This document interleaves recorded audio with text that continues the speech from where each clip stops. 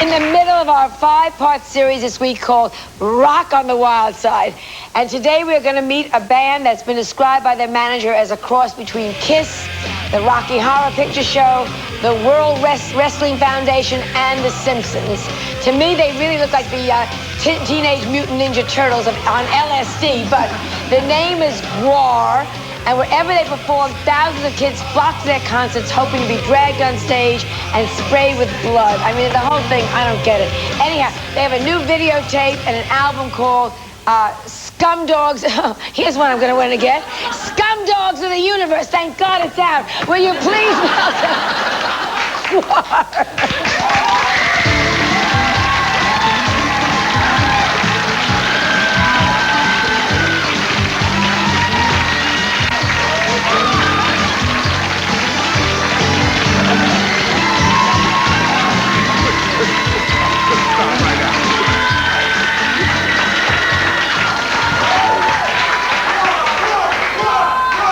Have a seat. Well, Miss Rivers, the first thing I would like to do here, as Odorous Yorongus, lead singer of Gwar, and my friend Beefcake the Mighty, we would like to heap lavish amounts of praise upon you. Let's hear it right now. A little cheer for the star. Hip, hip, hooray! Hooray! Hip, hip, hooray! Let's give her a hand. Here you go. Don't you like it? I took it off. I'm going to make it into a lamp. Let me ask you, what is going on in your concert? You throw blood out of the audience, right? You throw dismembered limbs in theory, right? This all goes on during the concerts, right? Yeah. What is your philosophy behind all this? Well, basically, we view the human race as scum. We are indeed from another planet, you know, and human beings we see as food, dogs so much, to be destroyed on stage, en masse. Right. They do not dislike this, rather they throw themselves gleefully into the jaws of death. Yes, That's right. It's sort of a microcosm of the entire human condition, if you will. Indeed. I don't know what to the hell die. you're talking about. Let me... Neither do we, Joan. It's okay. No, that, everywhere you look nowadays, you look on TV, you see people being run over by tanks, people being beaten by the police, people starving, new sexual diseases. Famine. Obviously, the human race is in love with self-destruction. We are only satisfying a consumer need. That's right. Now, supply and demand. Supply and demand. Joan. And you are supplying a consumer to me. I mean, you're in such popular... Suddenly you're becoming huge. What about children coming to your shows? You throw blood... not real blood, I hope. Oh, of course it's real blood. What are you talking about? No, seriously. No, seriously. Everyone who comes to our show is ground up, and after the show, they are dragged under the stage, and tiny robotic arms take the fillings out of their teeth. Yes, the rest of their bodies are ground into Gwar dog food. Now they drop is wasted. Where is Gwar, by the way? That's where you come from, or that's the name of the group, or both? No, the place where we come from. Well, Beefcake, what planet are you from again? Well, I'm from the planet cholesterol. It's, I am from the planet Scumdogia, in the center of the universe, far past Uranus. Now, Yes. we were banished to the human... We were banished to this insignificant mudball planet Earth. It's making me sick, this planet. Because we were eating too many chili cheese burritos and generally making a mess of things. So we were banished here to serve eternal penance until the day that we were recalled to the stars to do whatever, you know, happens But it's then. not much of a prison because, obviously, on this planet, we can defy gravity and we're having fun, you know? Yes, we can blow on our thumbs and grow to 300 feet in the air. And hang on the Empire State Building. You probably have already done that on Sally Jesse, but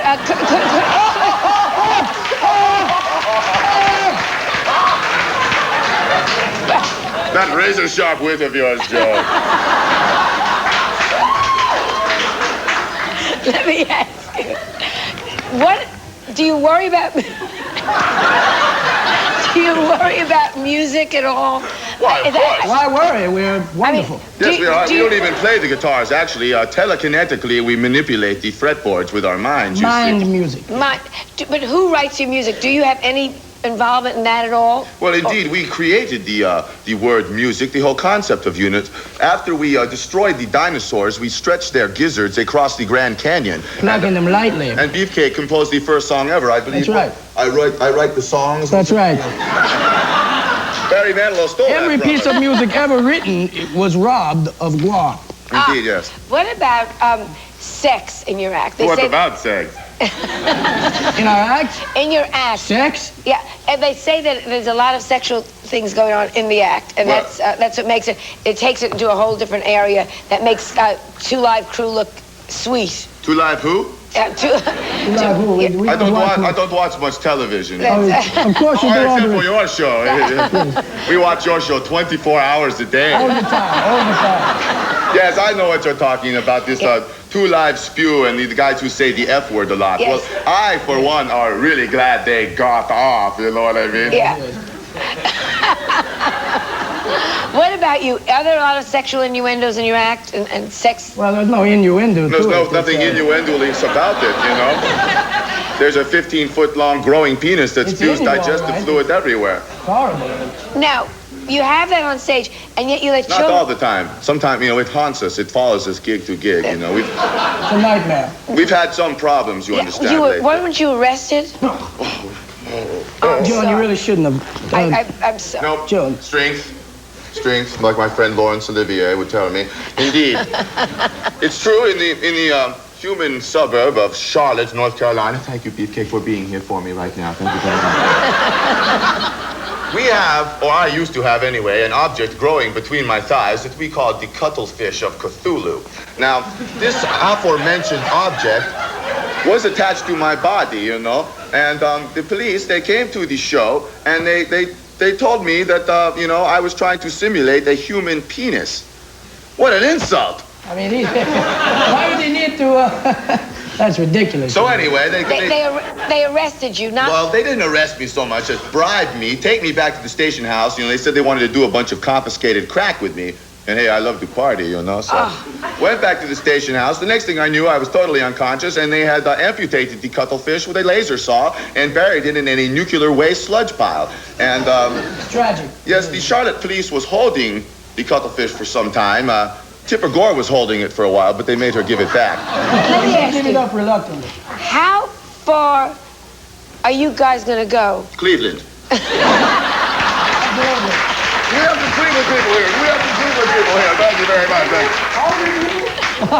Thanks. Aren't you worried that people don't get that you're very funny, that they're going to take you seriously, that they're going to see something like this? Well, and, that's pretty what I'm serious, saying. Joan. No, but I mean, that somebody's going to go home and say, well, that's what they do. Whack, that's what I mean, aren't you frightened of the responsibility Well, that you I have? think anyone who did that is probably a very disturbed person to begin with. That's right. We don't want to know those kind of people. You see, Joan... That's what, I mean, I know, I think you're brilliant, and I think you're terrific, but I think it worries me that somebody somewhere's going to watch you guys and say, okay, that's what we do. Well, let them join the army or something. There's plenty of outlets for that. They can be policemen or something. Yes, they can do that. Well, I think you're funny. I think you're bright. A pleasure talking to you. Please come back anytime you're in the neighborhood. Just drop in. And, certainly will. we'll be right back with Stephanie Powell.